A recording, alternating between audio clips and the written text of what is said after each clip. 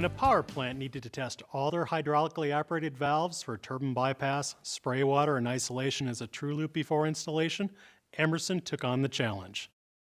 This verification of the system would help reduce commissioning time, eliminate risk, ensuring reliability and protection of the power plant's $40 million turbine.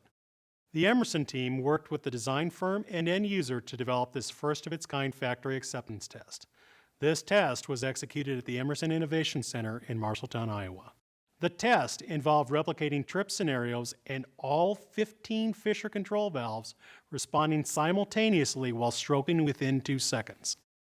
Taking on customers' never-been-done-before challenges is what engineering full-on at Emerson is all about.